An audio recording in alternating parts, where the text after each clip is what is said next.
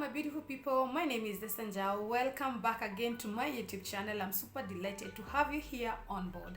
On today's video, I want to address if you're raising children who are under 10. This video is specifically for you because those human beings can take a toll on you. And I want to give you points that I've learned from how our parents parented us, and I want us to pick a lesson or two on how we can implement those tips on our parenting in today's life.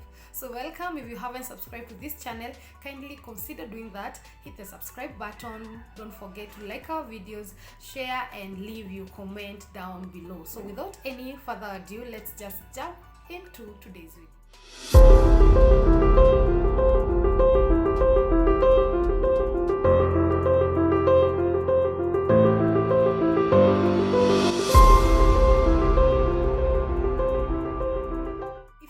In the 80s and early 90s, you know that sometimes when I talk to people who are raised at that particular period, you feel like your parents went to the same college of parenting. The way my mom used to do is the way another mom used to do, and somehow it doesn't matter where you are, it felt like you were raised by the same person. Now, out of the so many things they did, out of so many things that they taught us, I've managed to pick 4 points that I feel you should carry on and implement in your parenting, and maybe they are going to help you get rid of those tantrums, those bad behaviors, because these kids, if you don't take care, they can really get into your nerves. And actually in today actually I came across a parent who was telling I think grade 2 people at even if they told them something, they know they are not going to do. So how do we stop this? How do we get to parent these babies or these children in a godly way, in a way that they are going to not make us feel like we're crazy, and at the same time nurture them and love them, and they can know that we truly love them.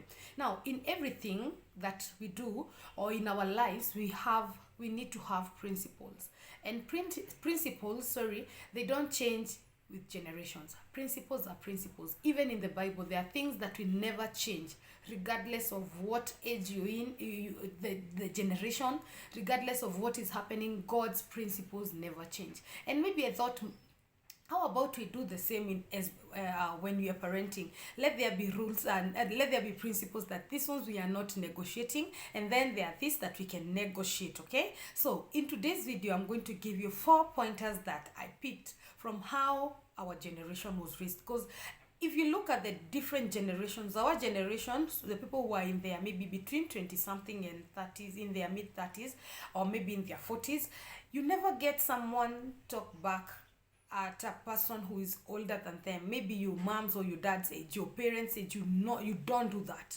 We were raised like that. That is what we know. There are things we know for real you should not, and you can never do that. So there are things that we need to pick and teach our children.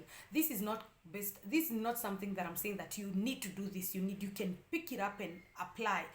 As a matter of fact, there are some things my age mates, people who are raising kids my age. I am a mother of 4, all under 10. And I'm not crazy, I can tell you for real. I don't go crazy, because the moment I started applying these principles, they've worked. They've totally worked. And I need for you, maybe you can apply them and work, and maybe you can do your own parenting. I once had Karen Mutuku saying that parent with people who parent like you. You know, you can understand each other, you can share ideas. So let's get straight to the points. I'm going to share 4. The first one that I've applied is the eye contact communication. You see the way your mom, you would be in a place and your mom looks at you, and you don't need for anybody or anything else. She doesn't have to talk. Like she looks at you and you know exactly what she means. Maybe there are visitors who come into your place, you're just seated around doing nothing, and when visitors come, maybe you're caught up watching something, and your mom just looks at you. And by the way, they never used to look at you at like this. They can even look at you with a smile, but you know, hiyo smile, hiyo eye contact imekwambia utoke hapo na usirudi kama wageni wajatoka kwa hiyo nyumba. Or maybe maybe you're still there, maybe, and the meals are being served, and maybe your mom had fed you before the visitors come, and your mom is looking at you like you are dead. There are those eyes when they come into contact with your eyes, you know, hapa aki siezi toboa. So that is something that personally I've carried on in my home, because there are sometimes maybe you have a visitor, you don't need to even talk, like you look at your child and they know mom is saying this and this and that. So that is what I've been doing, that it has worked, because sometimes I'll be in the sitting room changing my baby's diaper and I just randomly don't mention someone's name, but I say nilete pampers ingine, or someone bring me another pampers. I didn't mention who, I just say bring it. So if your eyes come into contact with my eyes and I've sat there for a few seconds and I've not been brought for that pampers, I don't need to tell you I'm not saying that again. You rush, bring whatever you need to bring, and we are done. So that is one thing or parenting skill that I've carried on as I parent my babies. And let me tell you, it works. Because you don't need to be telling your kids some things when visitors are seated there. I don't know whether you get it. You don't need to be saying some things when you have visitors and you're busy saying, hey, you wacha, sijui ndakuchapa. No, your eyes should do the talking. Okay, so that is the first skill that I've implemented, and believe me, it has worked. The number 2 point that I've implemented, I've written them down, is that I'm not going to spare the rod. I'm not the kind of a parent who will tell you to sit in a corner and think of what mistakes you've done and how we are going to live in. I don't do that, because I don't understand how I'm going to tell a 2-year-old to sit in a corner. There's no Wi-Fi, there's no what. Now, whoever is doing that, God bless you. That is your cup of tea. Enjoy it. Personally, I'm not telling a 2-year-old to sit in a corner and think of how we are going to live together. No, I don't spare the rod. If my son was here, I could have called my son, and I'm not going to tell him, we don't negotiate before you hit 5. He knows that. Everybody else knows that. We cannot have a discussion before you hit 5 and above. What am I discussing with a 2-year-old? What is that 2-year-old going to understand? But the moment you hit that child, not like there's the hitting and then there's not in an abusive way, like the way you hit them. They understand. My son used to play around with our dispenser. We never used to use the dispenser. It got to a place where we moved the dispenser to the kitchen. He went there, he messed everything up. We took it back to the living room, he messed things up. I even felt like I'm going to take it to my bedroom and lock everything up. But then again, I thought, wait a minute. What about me disciplining this boy and making sure that he knows this is not a toy? So every time he would touch that, I would hit the uto mkono you hit. You don't like hit. Like ile kuchapa ya being abusive, like you hit them. Today, I can tell you for sure, I have not moved that dispenser. I just move it from one corner to another, not to hide it from him. Or maybe ati venye naonanga, some people turn it around like iangalie ukuta ndio sicheze na the auto taps. No, I don't do that. I go to a place where I need to discipline this boy to a point whereby he knows that this is not a toy. In the dispenser, if you want water, you go and get water there. And I can tell you for sure, he does not touch that dispenser till today. Because I figured, ni sawa nimetoa dispenser. What if we visit a friend who has a dispenser in their living room? What am I going to do? Keep running around with kids? I don't know. A dispenser is not a toy. I'll hit you until that sinks into your head. And these kids know. They know when they are doing something that they should not be doing. I sometimes even find my child doing something fun. The moment they see me, they run. Where are you running? It's because you know you're not doing the right thing. So deep inside their mind, their little minds, they know I am not doing the right thing, and there are consequences. Let them know that there are consequences. And the consequences at this particular moment, we are not sitting down to negotiate. I'll spank you as I tell you what you need to do. That is point number 2. Number 3, church is not negotiable. We are not discussing whether you're going to church or not. That one is not up for discussion. It's not an option. I remember growing up, we used to go to church. Actually, today's children are privileged to have Sunday school that run the whole day. Until now, the main service is done. You can pick your kids. That's what happens in our church. I don't know about you, but most churches today, they pick their kids depending on their ages, PP1, PP2, or from baby class, all the way to whatever grade. And they are taught in their spaces. You can enjoy your service without being interrupted by your own kids. So that is a privilege that we have today as parents. As we were growing up, we used to go to Sunday school very early in the morning, and we are done at around 9. I don't know whether that used to happen to your place. We are done by the time the main service begins. So you transported from the Sunday school to the main church. So you can imagine you're a child, you're done with your Sunday school.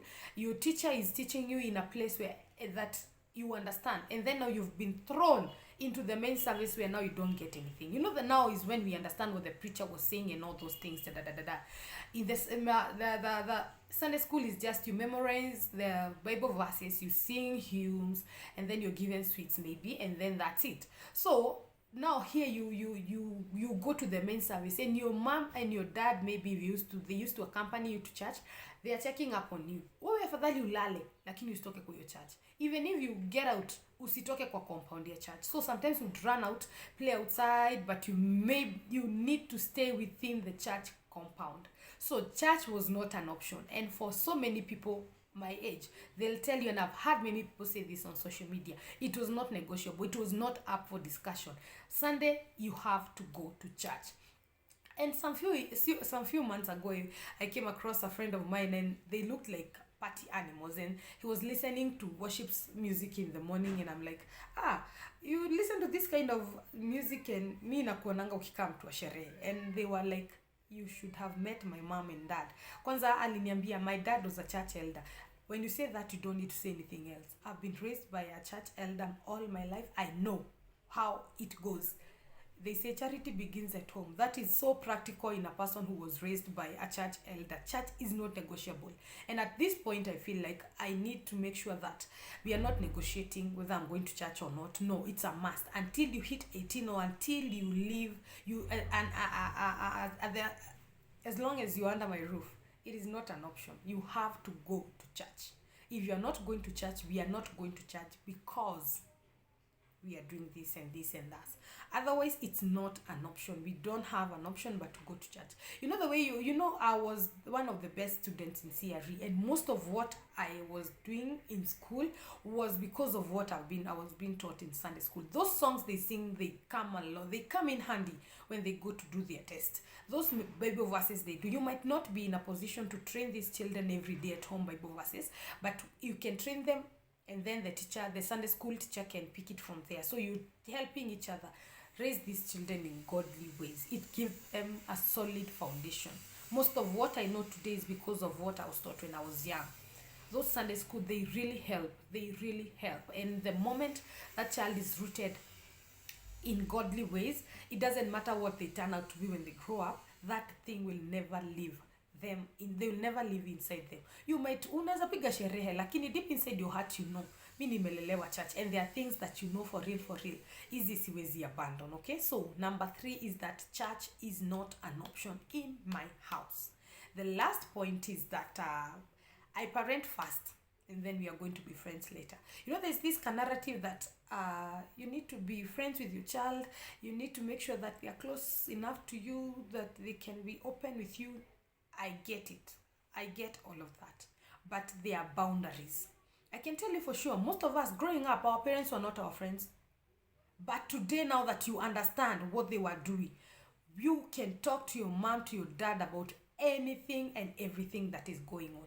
Because they set the boundaries. I am not your friend. I am your mother. I am your father. You can try and come 50-50 with that, because we are living in different times and age, and you can legeza tu kidogo. We cannot do 100% of that, but your child needs to understand I am your mother first before I am your friend. Okay, because if you get mixed, that child can talk to you however they feel like. They can embarrass you in front of your friends, or maybe in front of your family members.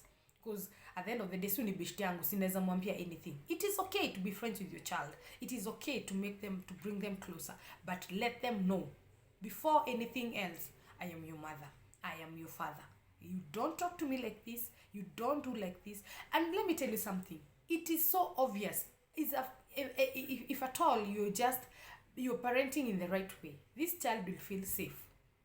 Akiwa na wewe, then when they are around you, they'll feel safe. So you don't need to exaggerate them being your friend and you forget your parenting role. Let the parenting role come first. The friendship will develop out of how you parent. I can tell you for sure, growing up, My mom, my dad was not my friend. I knew huyu ni madhe, huyu ni mzai, unaona. But today I can talk to them about basically anything, okay? Because I now realize that they had to be that so that I can be who I am today. And if you don't set those boundaries, they are going to get used to you. Mtazoeana design anaweza kuaibisha if you don't set the boundaries. Make sure, yes, they cultivate the friendship, but make sure the parenting comes first before the friendship. So I hope this video is going to be helpful, and especially for people who are raising children under the age of 10. I've applied most of what I've said. Actually, I've applied all of what I've said, and believe me, there are things I don't deal with. I said this, people my age may deal with some things that I don't deal with because I've applied what my mom used to do. I don't do 100%, but there are things that I pick and have worked in my parenting skills. So thank you so much for watching today's video. Share this video with your friends, people you know who are parenting those young angels, and I hope you enjoyed it. Give it a thumbs up if you liked it. Leave your comment and share with me more skills that you know that we can implement and apply as we continue with this journey of parenting. It's a journey that you learn every day. You learn from them, actually they learn from you, and we keep growing. Sawa. Okay, have yourselves a beautiful week ahead. I'll see you on my next one. God bless.